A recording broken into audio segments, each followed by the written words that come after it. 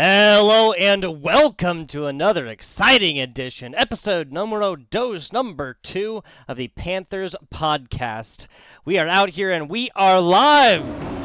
Yes, episode 2 coming out at ya. I know what you are thinking. Who is that mustachioed man screaming in my ear about spring football? Well, I am Jordan Fitzpatrick, aka the Golden Throat, but better known as FBI Tugboat. You ever made out with a tugboat? We are coming through with a very, very exciting another week of spring football of UFL Panthers specifically getting it done. Guys, we got a little more organization here on the day as well. Little topics action. Oh, other topics action. I always do that. Little topics action. Yes, we're gonna come through here, start you off. If you guys didn't watch it, spoiler. Michigan Panthers taking down Houston Roughnecks 34-20, a 14-score differential. After we get through the game recap right there, we'll take a look at some standout stats.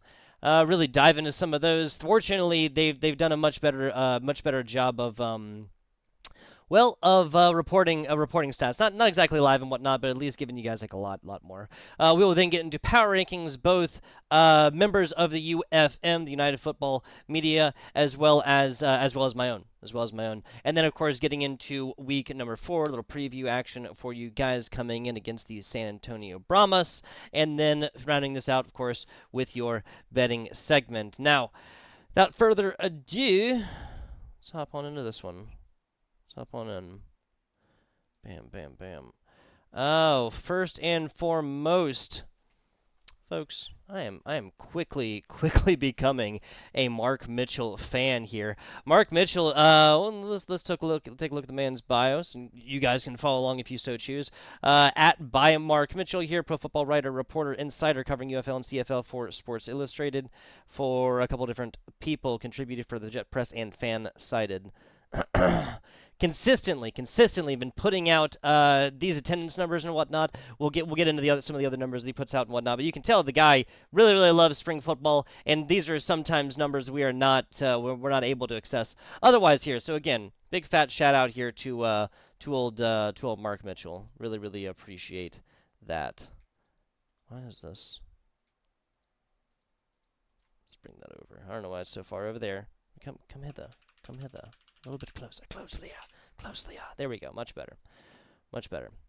Arlington, 84. Excuse me, about 8,400. Birmingham, 12.2. This is also, as many others have mentioned, this was during the spring game. This was during the University of Alabama spring game. If you didn't know anything about them, well, they have one of the most storied college football coaches of all time, and Nick Saban just retired. Nick Saban, or if you're another SEC fan, Nick Satan. Yuck. Go Cox. A lot of respect for Nick Saban, all jokes aside. Seriously. Michigan, just shy of 7,000. And San Antonio, we'll call it 11-8. Call it 11-8 right there. Guys, the Ford Field, man. Ford Field. This is where the Detroit Lions play, outside of being in a dome, which I don't hold against them as much as some other UFL contributors or content creators would. It's Michigan, right? This was created, and this is an NFL team that plays there over the winter. It gets crazy cold in Michigan with snow and whatnot, right? Just think about, Buffalo, I believe, is along the same longitudinal. You guys know what I mean. One or the other. That is along the same line right there. Oh, peeking. Sorry about that, guys. Don't want to be screaming in your ears too much. Who is that mustachioed man? Back to the point. I can see why it is a dome and everything else like this. I can respect that for places like Michigan. Obviously, Buffalo even was last year in the NFL.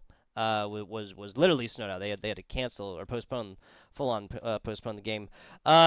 Numbers that surprised me a little bit. Not gonna lie, Arlington. I'm not gonna lie. Texas fans said it before, and I'll say it again. Texas fans come out for football. There was the Masters going on this weekend. There was more regular season hockey, more regular season NBA, more regular season NHL NBA hockey. Baseball, MLB, NBA, NHL, excuse me. but yeah, it's like towards the end of the NHL season. NBA is kind of getting close to there, but we're not talking about massive other games. College basketball is done. We're done competing with college basketball. It's some of the most exciting basketball played for views and for spots and whatnot. Again, though, Birmingham right here, especially doing it like literally during the same day as the spring game. I feel like that number could have been a little bit higher. So boil this down. Birmingham, feel like this could have been higher. Arlington, surprised that wasn't higher. Michigan, man, I really want it to be higher. I really want people to come out for this. I mean, next week is no home game. Fortunately, they're not going to try and compete with the NFL draft for views and asses and seats, people. But 7,000 just does not get it done. Even cutting off, half the field or half the stands, excuse me, even cutting off some of the upper stands and whatnot, it just doesn't look good. Take this to a high school football field. I'm not sure if there's an MLS stadium up there in old Detroit, but I mean, hell, Audi Field. The DC Defenders seem to rock that place out. So, moving on here, another Mike Mitchell tweet, another shout out, Mike Mitchell, the man, the myth, the legend. There you go. In a good way, though, Mark Mitchell. Showing off the TV ratings here as well. This is really, really the primo stuff. This is the good stuff right here. Especially given now, I thought that the USFL did not release their viewership ratings last year. It might have been attendance ratings or whatnot, but attendance definitely up. Actually, I think he talks about that. Just to strike back to that, I could have sworn somebody followed up with that and did not. But yeah, so viewership numbers they must have, but this is the big number here: 44% better than last year's respective week 3. Guys, week 3 is when people start to, opening week is always really exciting. Game number 2, even if your team goes down, going into that, even if they lost week 1, okay, it's like 0-2. But going into week 3, if your team's undefeated, and especially after week 3, there are a couple of teams who are winless. They have only lost thus far. This is just brutal for the motivation to come on out, or even just to tune in, like was what we're talking about right here. Again, folks, this is Twitter. Take this with a big fat grain of salt. But somebody said, "Push the pace." 723 said, if you go to the UFL subreddit discussion over there, again, subreddit can be brainworms, people, but so take it with a grain of salt. But they were saying that it beat out the NHL on viewership and whatnot. And if this was playoff hockey, I'd be very surprised. This is the last 6 or 8 games, and at least in the West, all of the slots are taken up. There's no wild card whatnots craziness to be had. Go Vegas Golden Knights, I believe, with the win tonight against who was that? The Blackhawks. We go up and I think actually secured the 3rd spot. Whatever. This isn't a hockey podcast. Excuse me, guys. Getting into this actual game here, let's take it to the stats, the numbers, Mason. Damn it, I gotta get that sound clip because I say that one all the time. Like on commentating, anybody who's just tuning in for the first time, do a lot of esports casting and whatnot. Traveling around, lots of interviewing and hosting as well. That's how I got into the space. Also a huge spring football fan myself because I am not defined by my career as much as I love it.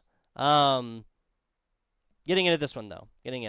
First point, so Houston came out strong. This is on special teams right now, getting to my point. Houston came out strong. They take it out to the 50 on their initial kickoff, and we just have to do better on kickoff returns. Isaiah Henney with 207 on 6 kick returns. As an average, folks, doing the quick math here, the website is 35 per and 75 on the long. These, look, Isaiah Henney is a very, very talented individual. Not saying anything about that, but especially given how much special teams matters here within the UFL, these are numbers you cannot consistently go forth and give up. Right? If this was a team that was a little bit more put together, a team, Houston Roughnecks team that had Mark Thompson, Houston Roughnecks team that didn't perform like they did here on the day, honestly, then I think giving up this much yardage off of kickoff returns with the UFL kickoff is not sustainable to try and put up anywhere near a 14-point lead. So off of the 50 yard, or not 50 yard, to the 50 kickoff return, touchdown on the opening drive and get the 2-point conversion. Folks, Panthers fans were shaking on our boots over here because well, I believe Michigan was favored by a couple of points coming into here by all the smart people in Vegas and think about that stuff. And it just seemed like this was a very, very bad start here for the Michigan Panthers. Fortunately, come forth, answer with a three-point kick. I believe that was like 46 yards, something like that, and it was off to the races from there. Perry gets the 15-yard touchdown after shutting them down on I think they got one first down, but it was just a punt after that. We march up the field, tries to get it to Marcus Sims, not so much. Let's take a look at what happened from there. Injury slowed him down junior and senior year. Sit it.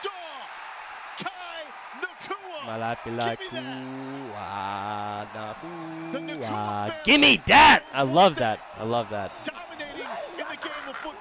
Dominating in the game of football. Let's do that in instant replay. So, oh yeah, getting this one forward. Skipping a couple of these. So then the next is well, just a defensive stop. Pressure coming to center. Fantastic. And it gets home. Fantastic. Guys, we did not get a whole lot of sacks in this, you know what I'm saying? And this came out about as good a time. Forcing this, as you can see, 50 seconds left. And Molson nails it. So, writing's on the wall, right? Writing's on the wall. Oh, wait, I forgot about a man named Jake Bates. Jake M.F. Bates, the Iceman Cometh. You can't freeze that which is frozen, people. Jesus. Oh, yeah, the Spider-Man. The Spider-Man.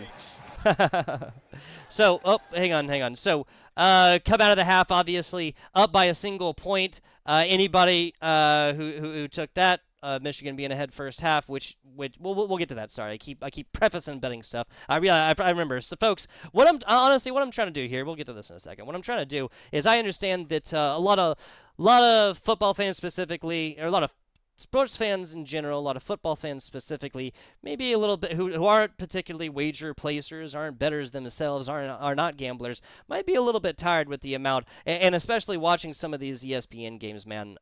They are. I'll talk a little bit more about it, but you can tell they're just being fed lines, and most of these people, aside from that sideline reporter, her points were fantastic. Yes, they hammed it up a little bit, whatever you could tell she was talking about, and that's my entire point. Some of these guys literally do not know what they are talking about. From a commentator standpoint, I feel like they are just being fed lines that they literally have to read in here, almost like ad reads, almost like just taking a look right off the script and reading it like line for line. It's really, really bad. My point being, I'm trying to avoid the betting talk during the regular parts of these segments and mostly save that for the end. I might end up splitting these up and actually getting the review preview section, the previous week review, next week preview, done a little bit earlier on the week, and then having this betting segment come out on Fridays. I'm not 100% sure about that. I'll get to it. My point being, obviously, it's easy to talk about teams and who's favored in the manner of points, and these supercomputers in Vegas are the best way to determine that.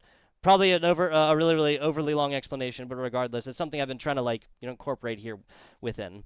Regardless, sorry. Okay, Michigan coming into the half, at the end of the half, up by a single point, 12-11. Then we get into the second half, and I mean, folks, cue the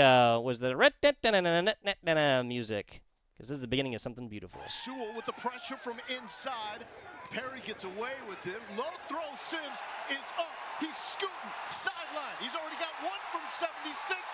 Give him another. Goodbye, Marcus Sims.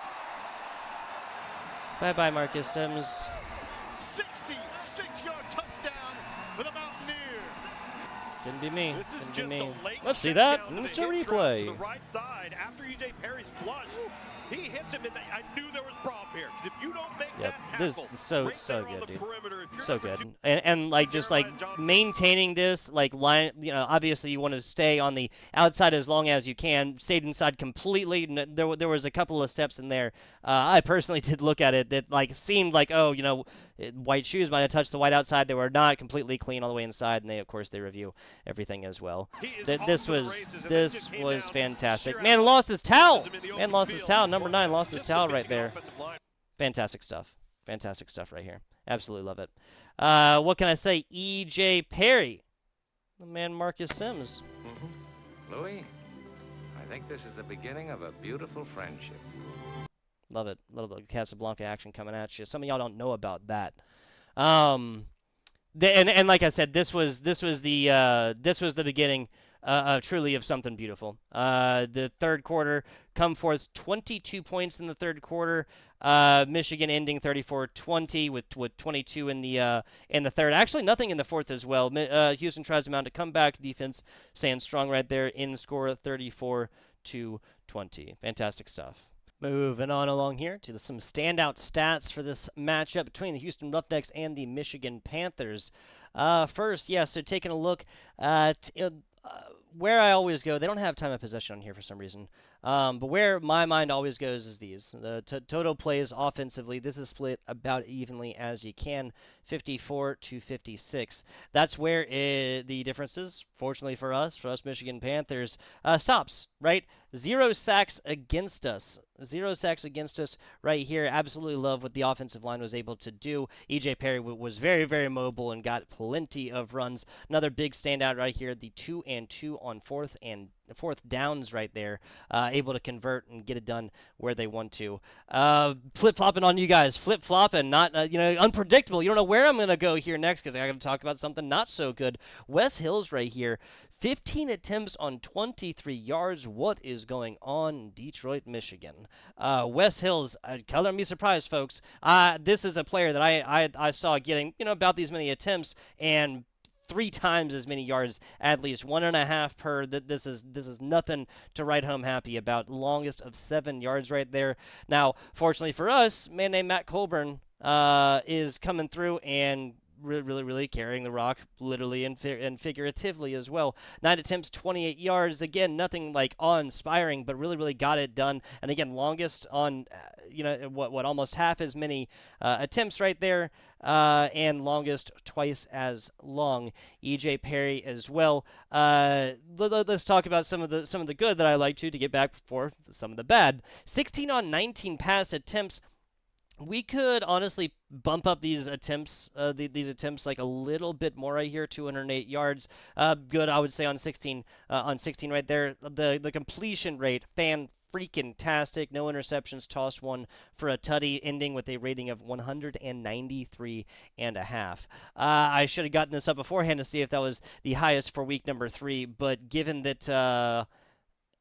Given 16 and 19 and no INTs, I'd say that's a real damn good contender for best quarterback of week number 3. Getting back to maybe the knots, the up and the down, right? 9 attempts. 9 attempts is a lot for a rush. Pretty much every quarterback in this league is going to get a couple attempts just based on feeling pressure and then seeing a pocket in front of them and rushing forward for at least a few with a slide on the end. 9 though, not I'd credit 5, something like that, to kind of mix up defenses, not really know what you're gonna do when you have 56 total plays right there, 1 in 10, something like that, right? Wouldn't be against that, but 9, and again, so 5 allowing for a couple of more situations where they just see pocket in front of them, go forth, slide down for a 4 or 5 yard gain. 9 is quite a lot. I say that, 2 touchdowns, though. Fantastic. Getting back to the great right here. Of course, this is 4 total rushing touchdowns on 3 games, is the most in the league, people. Person Jr. there for the Stallions with 3 of them. Lindsey Scott for Arlington with 2. And then there's a laundry list of folks with a single rushing touchdown. Obviously, some running backs don't even have one quite yet. Edling rushing well, folks. If what we want out of old Edling here is for E.J. Perry to come forth and get especially on long offensive drives, especially with the 4th and 12 rules in this at the end of the game or something like this. If what you want is a little bit of relief for E.J. Perry, Edling has done that fantastically. Edling here, 3 on 13, average of 4.3, highest outside of course, E.J. Perry. And the best number here for the 9 and 60, 9 attempts for 60 yards, the long was only 12. This is very, very consistent numbers. Now, obviously, not all of them can be 12-yard rushes and whatnot, but damn near, right? I mean, the average is 6.5, with only a few lower than that. I think that's pretty darn good, and I think we can be really happy with E.J. Perry getting that one done. More standout plays. Quinn, Quinn right here Quinn actually getting the most targets again, second time in a row, but it's Sims who is just making that thing sing. Marcus Sims 4 for 485 yards, and of course for the tutty 66 on those. So what if you if you go forth, take that 66 out, you're looking at, 18 on 3. That's still an average of 6. That's not great, not terrible. That's something I could see, a couple like 12 and then like one single pass for like, a single yard or something like this. But still, spreading the ball around is never going to be something that I'm going to complain about. Like, obviously, there's always going to be standout receivers on teams, the guys that go forth and consistently make plays. Marcus Sims so far has really seemed like that, especially on his ability. I mean, you saw this, guys, you saw this earlier. His ability to cut down the field and read the green in front of him, go forth and really create space for himself, use his blockers and avoid defenders, has just been awe-inspiring so far. It was a 60-something yarder last week. It's a 66 yarder this week. I'm not upset about it. I am not upset about it. Now, folks, can you even call it a standout stat? Jake Bates, two of them, 46 and 55, both hit right here. And again, this one, the very, very last second of the second half, first half, second period. I will say this though. Kicking in this league has been absolutely fantastic, folks. Just absolutely amazing. Got a little stat right here for y'all. There have been 4 missed field goals thus far. Absolutely 4 of them. I don't have the graphic up for you, but I can read it to you. Let's see. Chris Blewett missed 1 of them. 9 attempts, missed 1, 8 made. Matt Coughlin for the Showboats right there. 9 attempts, 8 made. Matthew McCrane, 8 on 8 for the DC Defenders over there. AJ Molson for the Houston Roughnecks, 6 on 6, 100% perfect all the way through there. Andrew Smith, 7 on 6, 7 attempts for 6 made in for the Battlehawks right there, and 86%. Jake Bates, the man, the myth, the legend, the Iceman Cometh, 5 and 5, longest is 64 as well. Taylor Rossolino, 6 attempts, 5 made there for the Arlington Renegades, and the Brahmas making 0 field goal attempts across the first 2 weeks. Ryan Santoso making 2 for 2 right there. So the lowest percentage technically being 6 attempts, 5 made. Taylor Rossolino for the Arlington Renegades at 83%. Nobody. Oh yeah, and also Ryan Santosa, longest was 35 yards. The only other kicker with a long less than 50 yards was Chris Blewett. Everybody else, and obviously Jake Bates, longest of 64. But some other standouts. Got to give it to Matthew McCrane, 58 yards. Matt Coughlin, 57 yards right there. But really like Matthew McCrane, right? 8 on 8, 58 yards, fantastic stuff. AJ Molson, longest of 55. Some fantastic stuff. So some really, really fantastic stuff here with the kicking. It is damn near a guarantee, folks. It is damn near a guarantee that if you line up within 60 yards or so, obviously with Jake Bates, but with almost any of these kickers, they're going to go forth and they're going to do some damage, put some points on the board. Taking a look right here and now at the power rankings. Now, folks, 2 things. First, this is a conglomerate of all of the UFM members, the United Football Media members, United Football Media Group. You got plenty of things down there to check them out. Ace, Webb, Brandon, San Antonio Brahmas bullpen with AJ, right? Scout, Buck over there doing it for the Stallions as well. But we got somebody literally for everybody team, for every team in the UFL, and we have like a couple talk shows, talk about it and whatnot, kind of like around the horn type stuff. Folks, these are fantastic. Folks, just go over there. There are too many to list right now. Seriously, we don't have enough time. Birmingham Stallions clear away here in first. St. Louis Battlehawks, I can agree with this one as well. This is where I stopped agreeing with the consensus. Again, the general consensus right here for this is everybody conglomerate opinion here for the United Football Media. Brahmas third, Michigan Panthers fourth, single tier. DC Defenders 5th, Memphis Showboat 6th, Arlington Renegades next to last at 7th, and of course the Houston Roughnecks at 8th. Let's take a look though. Yeah, my power rankings here, right here. I think that So let's go through mine. Excuse me, Jesus Christ. Birmingham. Damn near an NFL team. I think. Sorry. Excuse me. This. Big disclaimer. Asterisk. warning. This power ranking was put out, as you can see, April 16th, 4/16. This was before the Chase Garbers news. We're going to talk about that a little bit more, but that was before the Chase Garbers news. Injury to the wrist on a hit. I think it was even a late hit, honestly. I was watching some Brahmas bullpen earlier, guys, and I was surprised that there wasn't more venom and vitriol, right, about a hit that, if I remember right, was pretty darn late, and the man went forth and played with it first. Absolute man movement right there. Playing with an injury in general, but also an injury on a wrist. I don't believe it was on his throwing hand, but still, folks, especially the way that St. Louis defenders really getting after it right there. Just playing with an injury like that, insane. Previous, bam. Once again, this was all done by members before the Chase Garbers news came out. This was done after the Chase Garbers news.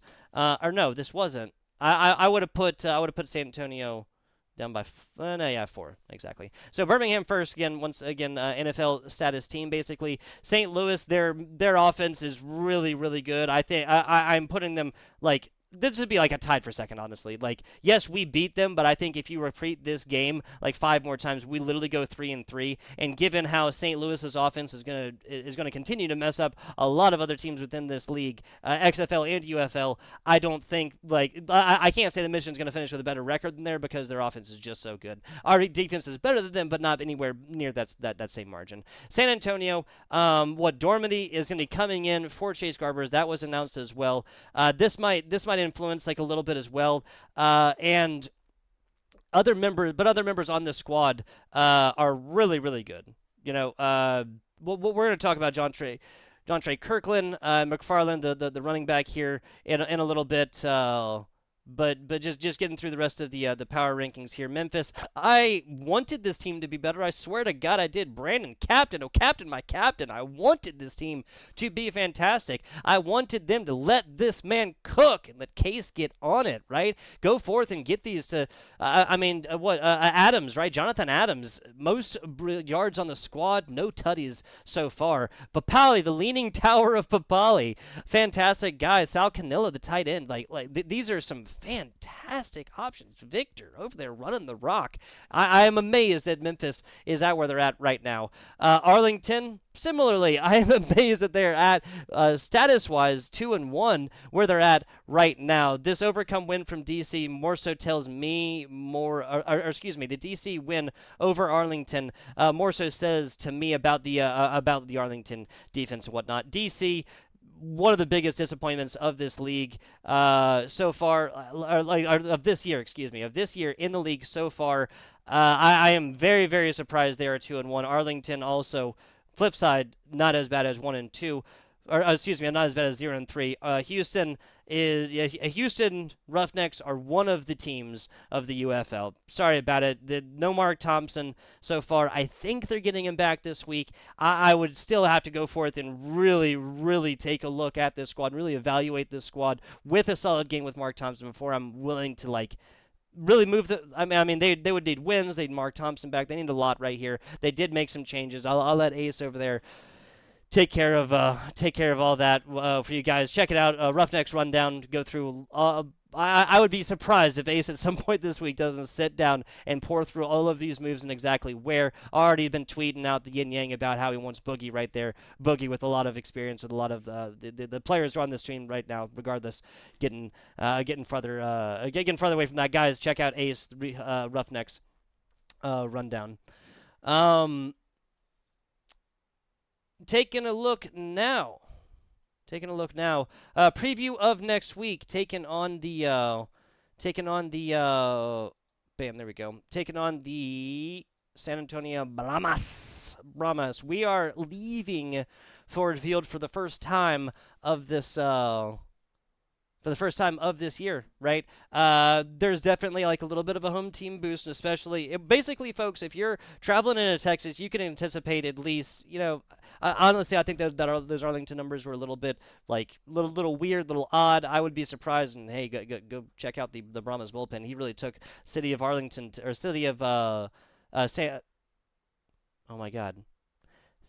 San Antonio to task. He took some of the Brahmas fans to task about saying, yeah, these are fantastic numbers watching, but we need butts in seats.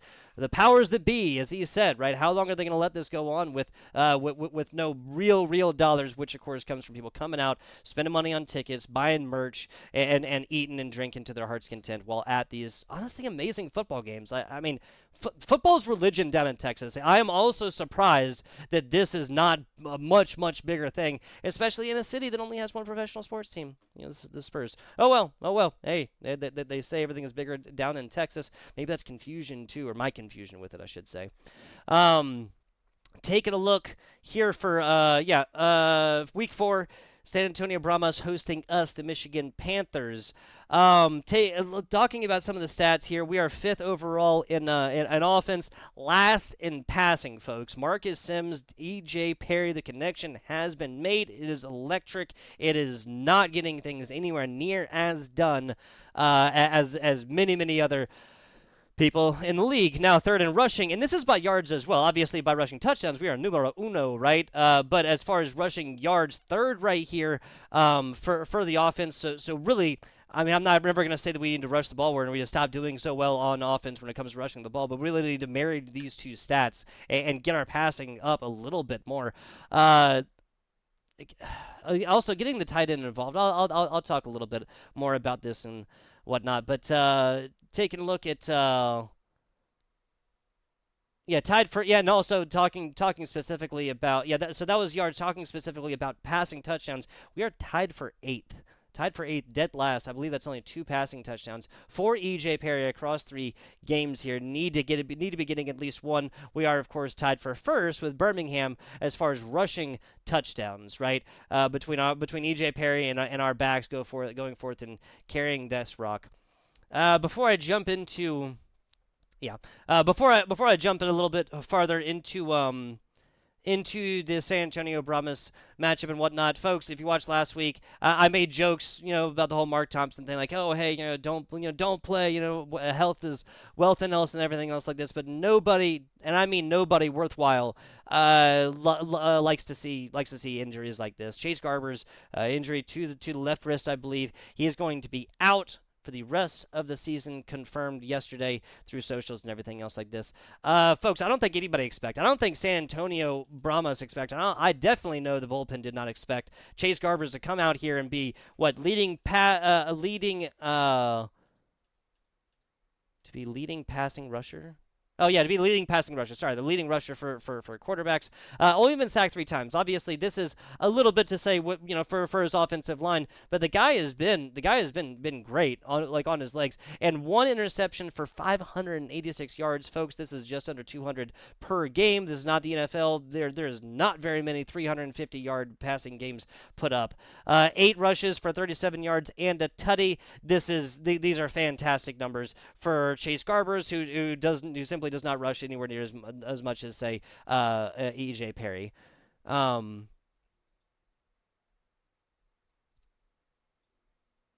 Leading passing rusher. I think what I put here in the notes is he's gotten the most passing touchdowns. They have 6 passing touchdowns. Sorry about that, guys. Back and forth right here. I would say it's my dirty handwriting, but this is also over on the Google Google Sheets, the Google Docs, whatever. All right, getting into this game.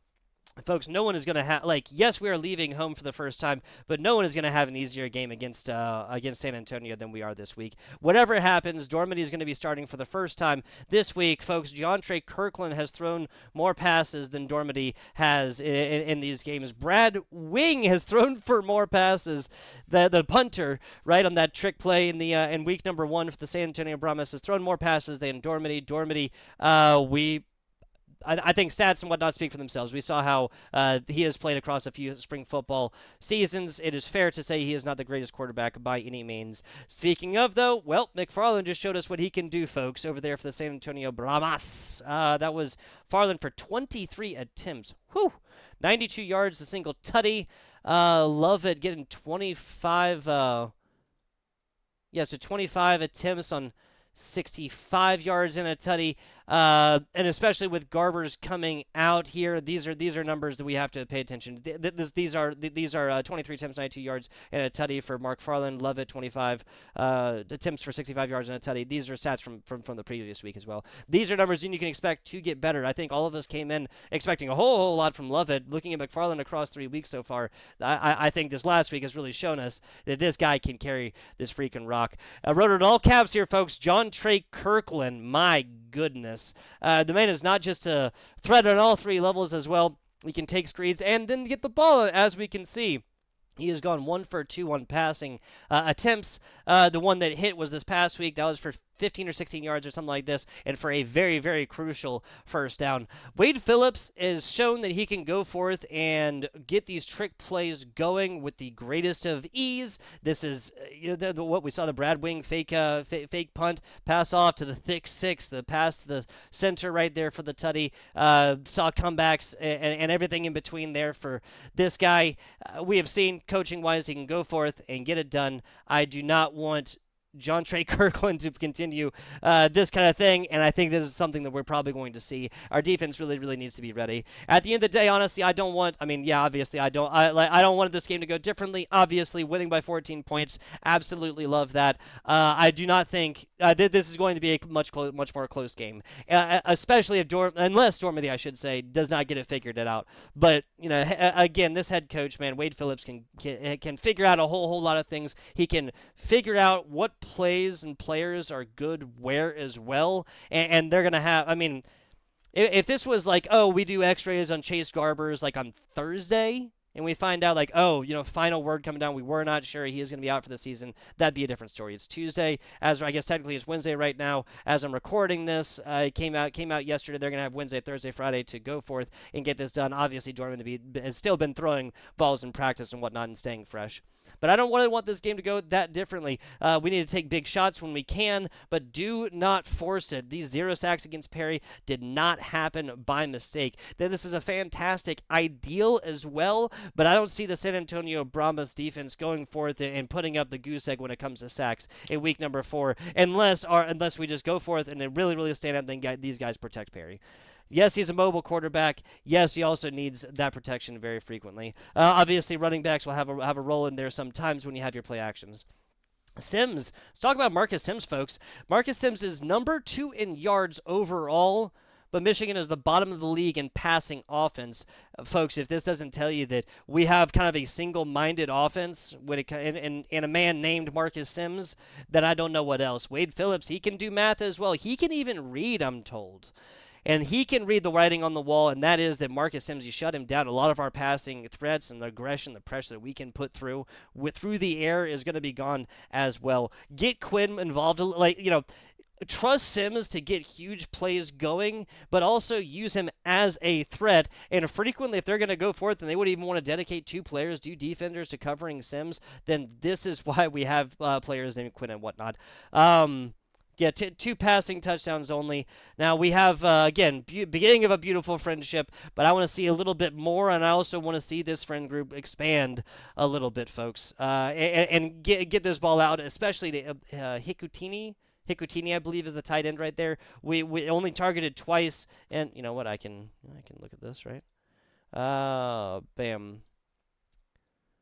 Hikutini. Yep. Hikutini only targeted twice. The one that he got was for 6 yards. Ano was fantastic. You got to get tight ends involved. They can't just be blocking members and whatnot. This is going to be about it for the preview review, right? Vegas, the supercomputers say that that the San Antonio Brahmas are going to beat us by a single point. OU is 41. I think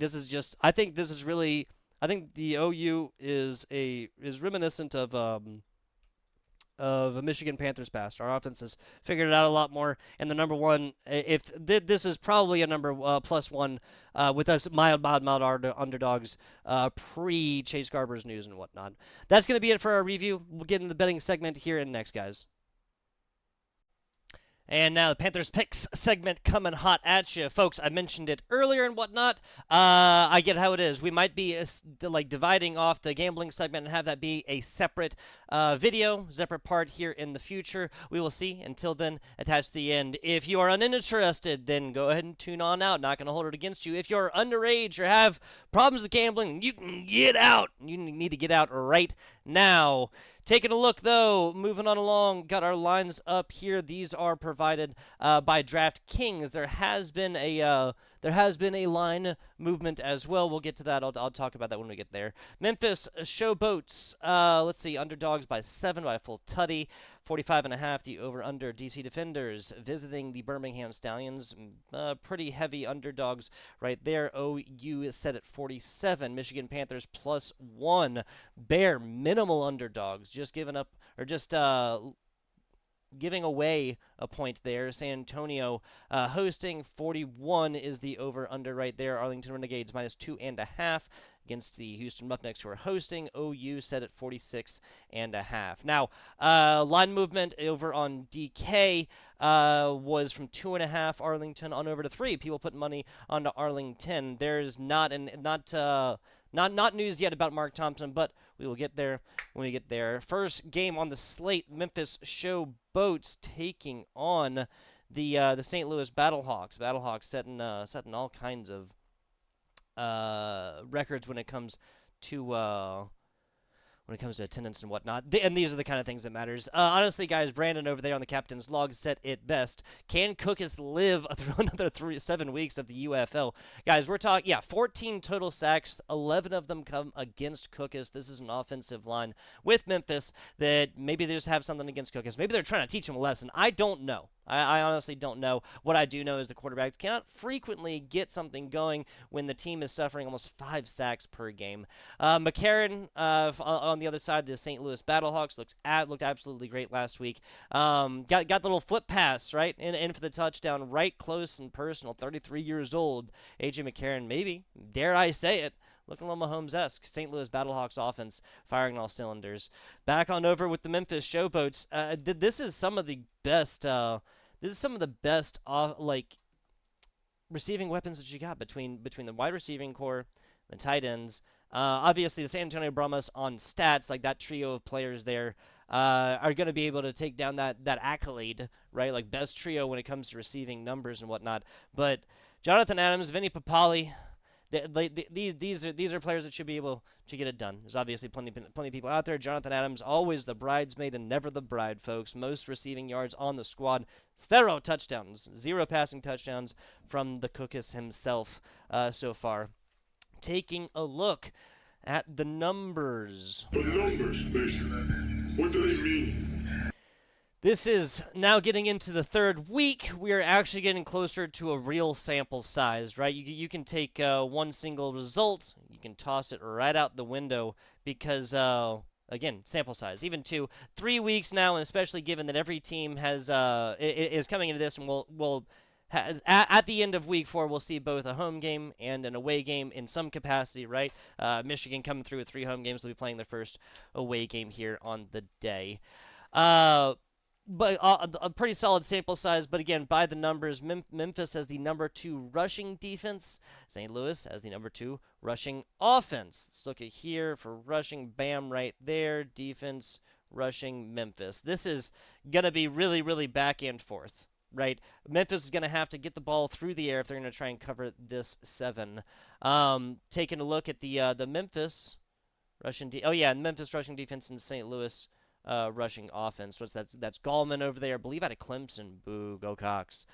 This is honestly a tough to say. The over/under is tough to say. 45.5. These are both like middling defenses with fantastic quarterbacks, and if they can get it done. But really, at the end of the day, I think that I'm leaning way more -7 there for St. Louis, just simply because what defensive lines have been doing against Case Cookus so far. At what point does this equal out to bullying? At what point do we call up a national hotline and be like, yeah, man, my friend Case Cookus, he's being really let down by his friends over there on the offensive line. I'm not sure how much more he can take. Moving on along here. DC Defenders visiting the Birmingham Stallions. This is obviously home field here for Birmingham. They did not have fantastic numbers last week as well. So while home field advantage does exist, I believe here it's more so for like taking away the Audi field effect here for the DC defenders. DC might also have Kiki Coutier back, but at the end of the day, this is just not going to be enough against a passing defense. Oh no, excuse me. The total defense here, Birmingham Stallions, is numero uno. Passing defense, though, a little bit more, little bit more in the middle here. And also, I mean, who did they play? Okay, so passing offense, yeah, they played the Renegades week number 1. Obviously, did a great job against them. Michigan, us. I mean, we have the longest pass. Does that count for something? Because offensive passing, we are next to the bottom. DC's defense, take a look. Also, this site is like really, really weird, but just taking a look at rankings and defenses and whatnot. Wait, hang on. Yeah. So overall defense, right? For whatever reason. There we go. For whatever reason, defense is like all the way up here. I guess they're ranking this by total tackles. I don't really see how that's like a metric that really like gets you like the number 1 here for total defense, but then you go look over total defense and you see the DC defenders are much more like middle of the road when it comes to overall defense. Taking a look at passing defense, DC way down here, whereas Birmingham can not really pass the ball as well, you see right here, but they don't need to because they rush the ball like crazy. Taking a look at rushing defense, DC once again towards the middle of the pack. I'm going to take Birmingham until we're proven different, right? That was, yeah, Birmingham -8. I have -7 written down here. I don't know why I threw myself off like that. DC's defense is okay. The site is just being weird right here. They, again, have that really, like, middling rushing defense.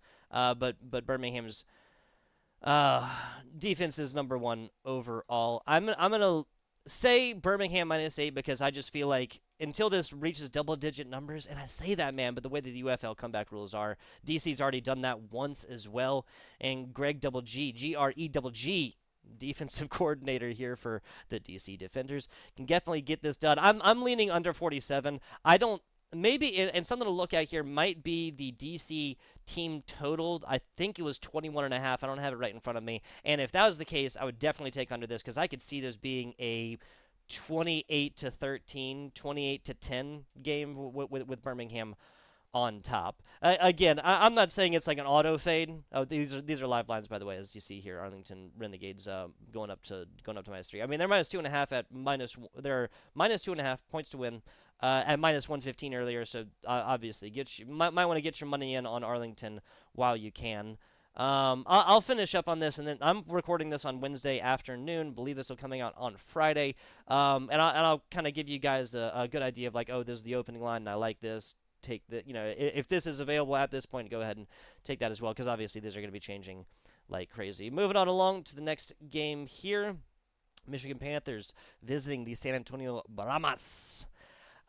This is, I talked about this a little bit earlier in the episode. I don't think a team is going to get as, like, except for, like, unless they lose, a head quarterback and San Antonio plays outside of San Antonio, outside of the Alamo Dome, I just don't think that anybody's going to get an easier game against this squad. Chase Garbers has been firing all cylinders, doing fantastic things across 3 weeks, 6 total passing touchdowns. Well, he's out, injured the left wrist, out for the season, on IR at least, so even if mountains were moved and God himself got involved in spring football, then he wouldn't be able to play until at least week 9, I guess, technically, because 5 weeks of IR. Regardless, the other thing to look at right here, Michigan Panthers +1 overall, love that. But the first half bets, guys, San Antonio has been a second half team in a lot of ways. Let's take a look. Let's take a look at this so you guys can kind of get an idea of what I was talking about. Bam, bam, bam. These are going to take a while to load. It's all good. Obviously, San Antonio had that amazing comeback with the utilizing the 4th and 12 rules, as well as other kind of shenaniganery. That's what we'll call it, shenaniganery. Those aren't going to load. At the end of the day, props on Kirkland you might want to look at. Obviously, Kirkland has done fantastic things receiving the ball. Once again, a triple threat, all sides of the field. He's also tossed, right? He's also thrown a couple. I was memeing a little bit earlier about how John Trey Kirkland has actually thrown more passes than Dormady coming on in here, as has Brad Wing, the punter. Little bit of memory regardless. Obviously, Dormady is going to be getting it done in practice as of right now. Line is +1 and over under set at 41. I'm just honestly, guys, I have pushed more bets in 3 weeks of UFL. I think like 6 of them, which is just unheard of. I think I probably pushed like maybe 15 or 20 bets in my entire life. 6 in 3 weeks of spring football here is absolutely ridiculous. Guys, once again, though, as far as this +1 is easy. This is easy money. We have a great defense that is going to be able to shut down anything they can do on offense, and the E.J. Perry Marcus Sims connection is just getting better, especially when you go forth and look at overall defenses here. I do not understand that. I do not understand. Oh, this because it's total tackles. It just doesn't make any sense. Total defense here, San Antonio, middle of the road. We're right below them. We've gotten beat up on a little bit. San Antonio Brahmas, best passing defense in the league. Well, hopefully we're not going to have to utilize that one too much because San Antonio's rushing defense is down here. E.J. Perry and the other folks here. Wes Hills, obviously Colburn kid, shown last week that they're starting to get something connected, and the rushing for Michigan is going to be fantastic right here. Over 41 with Garbers in is great. But with Garbers out, not as strong, but still might lean over. Yes, Michigan almost almost took the over themselves at 34. It was what the over-under was 38 and a half if you got it in early. Michigan got 34 themselves. I don't see that happening again. That was against Houston. This is a different squad than San Antonio, obviously. Team totals on Michigan of over 20 and a half might be worthwhile. That's 3 tutties, or that's, a touchdown and what? 5 Jake Bates 60 yards field goals, 70-yard field goals. Who gives a crap, right? Yeah, so team totals of Michigan I would look at right here, but really, honestly, my strongest bet here is probably first half. I got first half money line for Michigan. I think at like -112 or -109, something like this.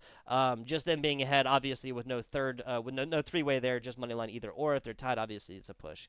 Moving on along to Arlington, the only line here that has changed significantly from when I got all these numbers, I believe they're released Monday night, and then to now, Arlington was 2.5. They are now -3. Taking a look by the numbers once again, folks. The numbers, Mason. What do they mean? This is the worst overall and worst rushing defense in the league for Arlington against the worst offense in Houston. This across 3 weeks. 3 weeks that a man named Mark Thompson didn't play. So that's the big number up in the air. Really, like, one man playing in this football game is going to determine so much of my bets here. So really, again, this should come out on Friday. They should have an answer by that or by then, 48 hours beforehand and whatnot. 5th overall defense for Houston. The 5th overall defense for Houston, and the 5th worst passing defense against the best passing offense for Arlington. Folks, the fix is in right here, -3. If Mark Thompson doesn't play, is free cash here for Arlington. If Mark Thompson does play, then I'm looking at the over 46.5, even more so. Absolutely crazy, guys. I know I took 3 overs and 1 under. What can I say? I'm a casual bettor. I just like seeing points, like seeing touchdowns. The league loves me, okay? Really, though, Friday, check this out. Mark Thompson playing over 46.5. Smash it. Sell your house. Talk your neighbor into selling their house, and then take their house, mortgage it. Even if they don't, 46.5 should cash all day long. These are terrible defenses, and at least one is fantastic with rushing offense, or with passing offense, in Arlington and Houston. If they get Mark Thompson back, this is the guy that did amazing, literally unprecedented things in the USFL last year. Smash the over at 46.5. Mark Thompson doesn't play, takes another week to get healthy. We're looking at -3 on Arlington. Taking a look now. Best bets. This is not necessarily something that you parlay together, but best bets. First, the St. Louis, -7 hosting Memphis. honestly, just in order to cover this number, all St. Louis really has to do is just get to Case Cookus, which is shown to be incredibly, incredibly easy. Case Cookus, yeah, he's got legs, but nothing, like, nowhere near the likes of, say, your E.J. Perry's, even A.J. McCarron, right?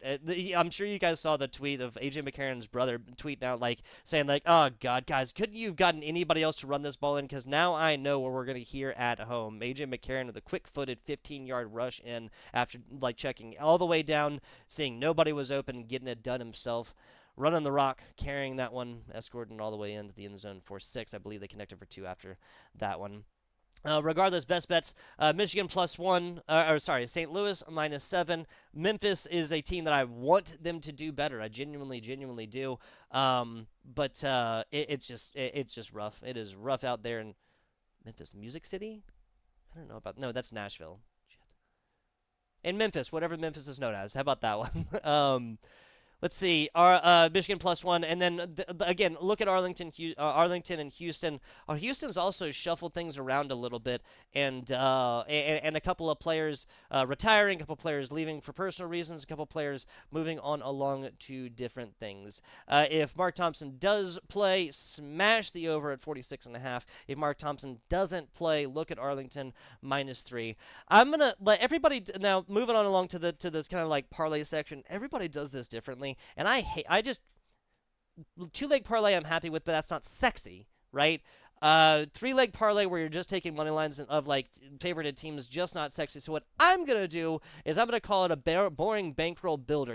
I take one bet at one of the standards ATS, the over under or something like this, and I max it with something, either an adjusted total on over under or just a straight up money line. This week, what we're gonna go with is St. Louis money line, boring. Birmingham money line, boring, and the Arlington -3 if Mark Thompson doesn't play, or if Mark Thompson doesn't play over 46.5. I would honestly, especially by Friday, I would not be surprised if 46.5 doesn't go down a little bit.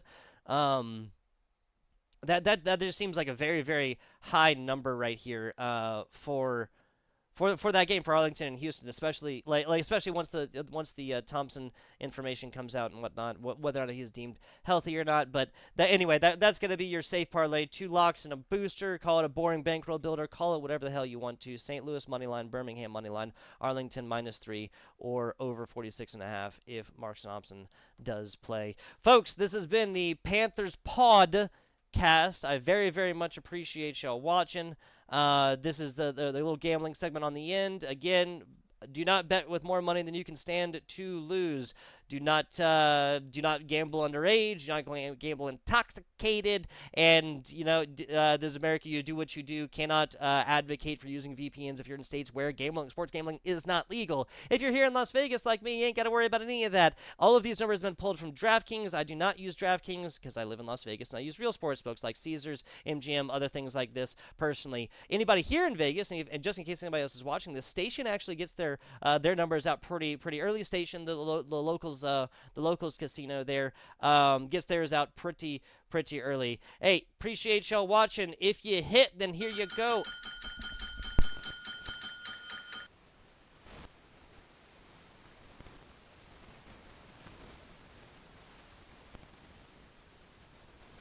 You ever made out with a tugboat?